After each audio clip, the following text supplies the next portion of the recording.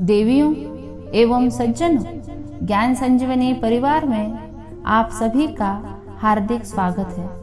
मैं doctor Manjushree Shripad naval.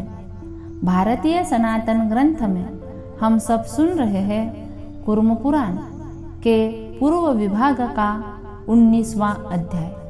आइए हम सब मिलकर चले ज्ञान संजीवनी की ओर, अर्थात परम शांति की ओर। सुतौ उवाच अदितिः सुषुवे पुत्रम् आदित्यं कश्यपात् प्रभुं तस्यादित्यस्य चैवासीत् भार्याणां तु चतुष्टयम्। अर्थात अदिति ने कश्यप से शक्तिशाली आदित्य नामक पुत्र को उत्पन्न किया। उस आदित्य की संज्ञा राज्ञी, प्रभा तथा छाया नाम वाली 4 पत्नियां थीं। उनके पुत्रों को सुनो। त्वष्टा की पुत्री संज्ञा ने सूर्य से श्रेष्ठ मनु, यम और यमुना को उत्पन्न किया और राज्ञी ने रैवत को उत्पन्न किया। प्रभा ने आदित्य से प्रभात को उत्पन्न किया। छाया ने क्रमशः सावर्ण, शनि, तपति और विष्टि नामक संतानों को जन्म दिया। प्रथम मनु के 9 पुत्र थे, जो इक्ष्वाकु, नभग, धृष्ट, शर्याति, नरिष्यन्त, नाभाग, अरिष्ट, कारुषक तथा पृषध्र नाम वाले थे। ये 9 पुत्र इंद्रियजयी, महान तेज से संपन्न तथा इंद्र के समान थे। मनु की ज्येष्ठ एवं वरिष्ठ पुत्री इला ने सोमवंश की अभिवृद्धि के लिए बुध के भवन में जाकर सोमपुत्र बुध के साथ संगति की और हमने सुना है कि उस देवी ने बुध से श्रेष्ठ पुरुरवा को उत्पन्न किया। वह पितरों की तृप्ति प्रदान करने वाला था। पुत्र प्राप्त करने के उपरांत इला को विशुद्ध पुरुषत्व की प्राप्ति हुई, जो सुद्युम्न नाम से विख्यात हुआ।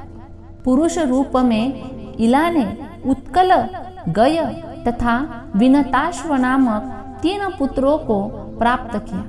तदनंतर वह पुनः स्त्री हो गई। वे सभी अतुलनीय, कीर्तिमान तथा ब्रह्मपरायण थे। मनु के ज्येष्ठ पुत्र इक्ष्वाकु से विकुक्षी नामक वीर राजा हुए। विकुक्षी 100 पुत्रों में ज्येष्ठ थे। उनके 15 पुत्र हुए। उनमें ककुस्थ सबसे बड़े थे। ककुस्थ का पुत्र सुयोधन था। सुयोधन से श्रीमान पृथु उत्पन्न हुए और विश्वक पृथु के पुत्र थे। विश्वक से बुद्धिमान आर्द्रक हुए और उनके पुत्र युवनाश्व हुए। प्रतापी वे युवनाश्व गोकर्ण तीर्थ में गए।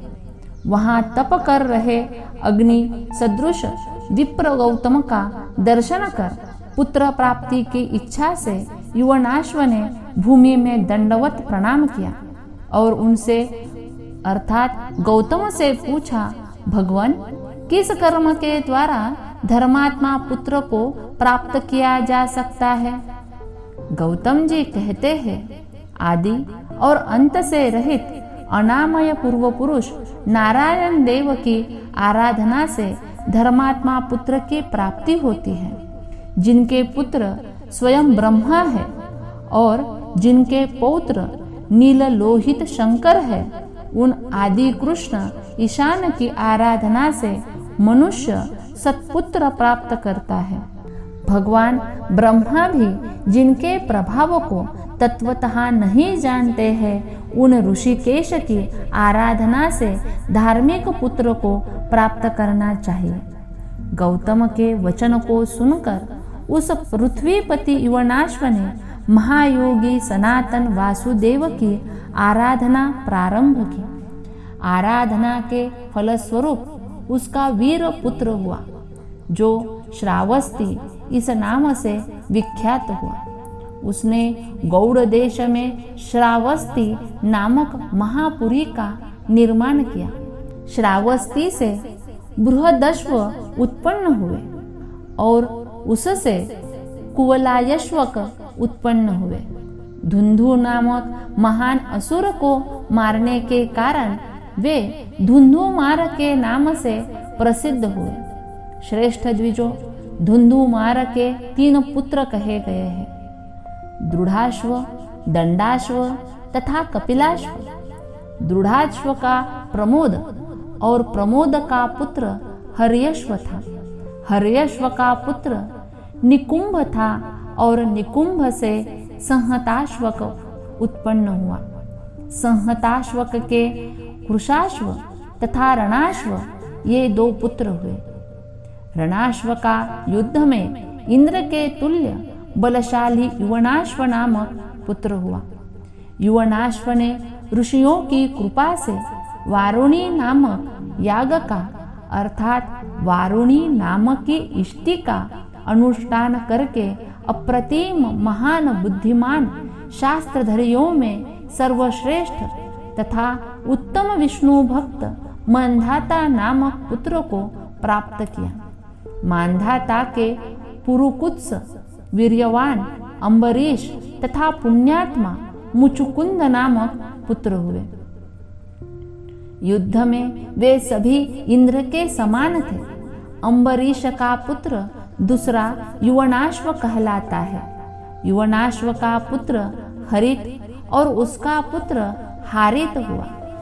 पुरुकुत्स का नर्मदा नामक पत्नी से महायशस्वी त्रसद्युत्सु नामक पुत्र उत्पन्न हुआ और उसका पुत्र संभूति हुआ। उसका अर्थात संभूति का विष्णु वृद्ध तथा दूसरा अनरण्य नामक पुत्र हुआ। अनरण्य का बृहदश्व और उसका पुत्र हर्यश्व हुआ। यही हर्यश्व अत्यंत धार्मिक राजा रूप में विख्यात हुआ। इसने कर्दम प्रजापति की कृपा से धार्मिक सूर्य भक्त वसुमना नामक पुत्र को प्राप्त किया। इस वसुमना नामक राजा ने सूर्य की आराधना से शत्रुओं का दमन करने वाले अप्रतिम कल्याणकारी त्रिधनवा नामक पुत्र को प्राप्त किया। श्रेष्ठ द्विजों, स्वाध्याय निरत, दानशील, सहिष्णु तथा धर्मपरायण राजा ने शत्रुओं को जीतकर अश्वमेध नामक यज्ञ किया।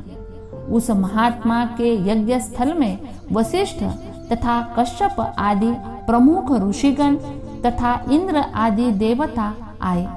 विधि पूर्वक यज्ञ पूर्ण करके उन वशिष्ठ आदि द्विजोत्तमों को प्रणाम कर महाराज वसुमना ने विनय पूर्वक उनसे पूछा। वसुमना कहते हैं, श्रेष्ठ ब्राह्मणों, आप सब कुछ जानने वाले हैं। मुझे यह बतलाएं कि इस संसार में यज्ञ, तप तथा संन्यास में कौन अधिक श्रेयस्कर है। वशिष्ठ जी ने कहा, आत्मवान को चाहिए कि वह वेदों का विधिवत अध्ययन करके धर्म पूर्वक पुत्रों को उत्पन्न करे और यज्ञों द्वारा यज्ञेश्वर का यजन कर वन में जाए। पुलस्त्य जी कहते हैं, सर्वप्रथम श्रेष्ठ देवों की यज्ञ द्वारा अर्चना करके और तपस्या द्वारा योगी देव परमेश्वर की आराधना करके विधि पूर्वक संन्यास ग्रहण करना चाहिए।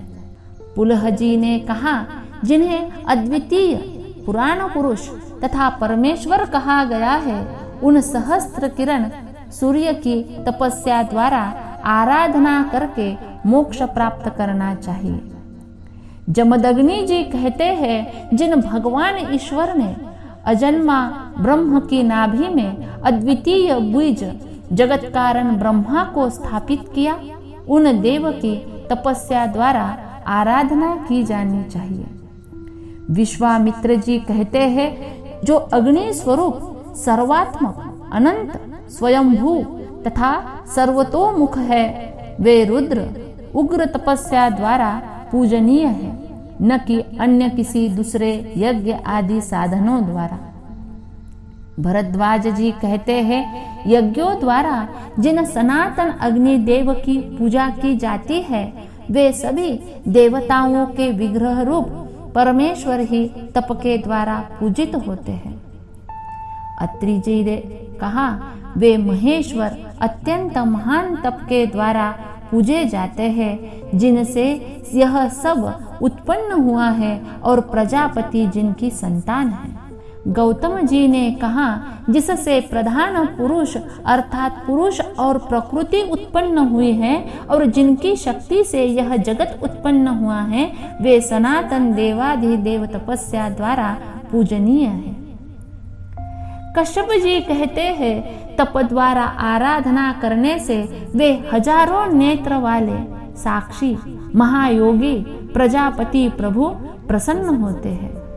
क्रतु जी ने कहा, अध्ययन रूपी यज्ञ पूर्ण कर पुत्र प्राप्त कर लेने वाले पुरुष के लिए तपस्या के अतिरिक्त कोई और दूसरा धर्म शास्त्रों में दिखाई नहीं देता। ऐसा सुनकर अत्यंत प्रसन्न मन वाले उस वसुमना राजर्षि ने उन द्विज श्रेष्ठों को प्रणाम किया और पूजन कर उन्हें विदा किया। तदनंतर त्रिधनवा ने इस प्रकार कहा, तपद्वारा मैं सूर्यमंडल के मध्य में स्थित प्राणरूप अद्वितीय अक्षर नामक ब्रह्म पुरुष की आराधना करूंगा। तुम धर्म में निरत होकर चातुर्वर्ण से समन्वित इस संपूर्ण पृथ्वी मंडल का आलस्य रहित होकर पालन करो। ऐसा कहकर वह अनघ राजा वसुमना अपने पुत्र त्रिधनवा को राज्य सौंपकर सर्वोत्तम तपस्या करने के लिए वन में चला गया। ये वसुमना राजा हिमालय के शिखर पर स्थित रमणीय शुभ देवदारू वन में रहते हुए कंदमूल एवं फलों का आहार करते हुए मुनियों के अन्न से देवताओं की प्रसन्नता के लिए यज्ञ अर्थात आराधना करने लगे। तपस्या द्वारा नष्ट हुए पापों वाले उन्होंने 100 वर्षों से भी अधिक समय तक वेदमाता देवी सावित्री का मानसिक जप किया। उनके इस प्रकार जप करते रहने पर ही स्वयंभू देव परमेश्वर हिरण्यगर्भ विश्वात्मा स्वयं उस स्थान पर गए। विश्वतोमुख ब्रह्मदेव को आते हुए देखकर उन्होंने अपना नाम बोलते हुए उनके चरणों में सिर से प्रणाम किया और इस प्रकार कहा, देवाधिदेव परमात्मा ब्रह्म को नमस्कार है। सहस्त्र नेत्रों वाले हिरण्य मूर्ति आप वेदा को नमस्कार है। धाता और विधाता को नमस्कार है। वेदात्म मूर्ति को नमस्कार है। सांख्य तथा योग द्वारा ज्ञात होने वाले ज्ञान मूर्ति को नमस्कार है। सभी अर्थों के ज्ञाता सृष्टिकर्ता त्रिमूर्ति रूप आपको नमस्कार है। योगियों के गुरु पुराण पुरुष को नमस्कार है। तब प्रसन्न होकर विश्व भावन भगवान ब्रह्मा ने कहा, वर मांगो, तुम्हारा कल्याण हो, मैं तुम्हें वर दूंगा। राजा ने कहा, देवदेवेश, मैं पुनः 100 वर्ष से अधिक समय तक इस वेदमाता गायत्री का जप कर सकूं, इसके लिए उतनी ही मेरी आयु हो। राजा को देखकर विश्वात्मा ने बहुत अच्छा ऐसा कहा और प्रसन्न होकर हाथों से राजा का स्पर्श कर वे वही अंतर्धान हो गए। वर प्राप्त वह श्रीमान राजा भी तीनों समयों में स्नान करते हुए तथा कंदमूल एवं फलों का आहार करते हुए अत्यंत प्रसन्न मन से शांति पूर्वक जप करने लगे। उनके जप करते हुए 100 वर्ष पूरा होने पर सूर्यमंडल के मध्य से प्रज्वलित किरणों वाले महायोगी भगवान प्रकट हुए। मंडल में स्थित उन सनातन स्वयंभू अनादि अनंत तथा वेदज्ञ ब्रह्मा को देखकर वे राजा आश्चर्यचकित हुए। उन्होंने वैदिक मंत्रों तथा विशेष रूप से गायत्री मंत्र द्वारा उनकी स्तुति की। क्षण भर में ही उन्होंने उन परमेश्वर पुरुष को 4 मुख वाले जटा तथा मुकुटधारी 8 हाथ तथा 3 नेत्र वाले चंद्रकलाओं से चिन्हित अर्धनारीश्वर शरीर वाले अपनी किरणों द्वारा संपूर्ण जगत को प्रकाशित करते हुए रक्त वस्त्र धारण किए, रक्त वर्ण वाले तथा रक्तमाला और रक्त अनुलेपन धारण किए नीलकंठ हर के रूप में देखा। उन्हें देखकर उन्हीं के भाव से भावित होकर परम सद्भाव से राजा ने सिर से रुद्र को प्रणाम किया और सावित्री मंत्र तथा इस स्तोत्र से स्तुति की। वेदत्रयी रूप रुद्र काल रूप कारण स्वरूप भासमान परमेष्ठी नीलकंठ को नमस्कार है। तब प्रसन्न मन वाले महादेव ने राजा से कहा, हे निष्पाप, मेरे इन गोपनीय नामों को सुनो। ये सभी वेदों में वर्णित है तथा संसार सागर का नाश करने वाले हैं। राजन, पवित्र होकर इन नामों से मुझे निरंतर नमस्कार करो। राजन, यजुर्वेद से सार रूप में उद्धृत शतरुद्री का अनन्य मन होकर मुझसे मन लगाकर जप करो। जो ब्रह्मचर्य धारण कर, संयमित आहार ग्रहण कर, भस्म का लेप कर, एकाग्रता पूर्वक मरण पर्यंत रुद्र का जप करता है, वह परम पद प्राप्त करता है। ऐसा कहकर भक्त पर अनुग्रह करने की इच्छा से भगवान रुद्र ने राजा की आयु पुनः 100 वर्षों तक कर दी। राजा वसुमना को परम ज्ञान और वैराग्य प्रदान कर परमेश्वर रुद्र क्षण भर में ही अंतर्धान हो गए। यह एक आश्चर्य ही हुआ। राजा ने भी तीनों कालों में स्नान कर, भस्म धारण कर, शांत और एकाग्रता पूर्वक अनन्य मन से तपस्या द्वारा रुद्र का जप किया। जप करते हुए उन राजा ने पुनः 100 वर्ष पूरे हो जाने पर उसमें योग की प्रवृत्ति हुई और यथा समय उन्होंने श्रेष्ठ कालात्मक परमेष्ठी के उस वेदसार नामक स्थान को प्राप्त किया, जो सूर्य का शुभ्र मंडल है। तदनंतर वे महेश्वर को प्राप्त हुए।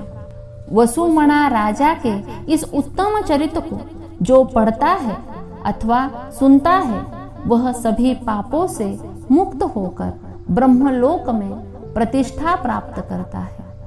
इति श्री कूर्म पुराणे षट्सहस्रंख्यां संहितायां पूर्व विभागे 19 आने वाले अगले वीडियो में हम इसी कूर्म पुराण के पूर्व विभाग का 20वां अध्याय सुनेंगे। इस 20वें अध्याय में इक्ष्वाकु वंश वर्णन के प्रसंग में श्री राम कथा का प्रतिपादन, श्री राम द्वारा सेतु बंधन, रामेश्वर लिंग की स्थापना, शंकर पार्वती का प्रकट होकर रामेश्वर लिंग के महात्म्य को बतलाना, श्री राम को लव कुश पुत्रों की प्राप्ति तथा इक्ष्वाकु वंश के अंतिम राजाओं का वंश वर्णन किया गया है।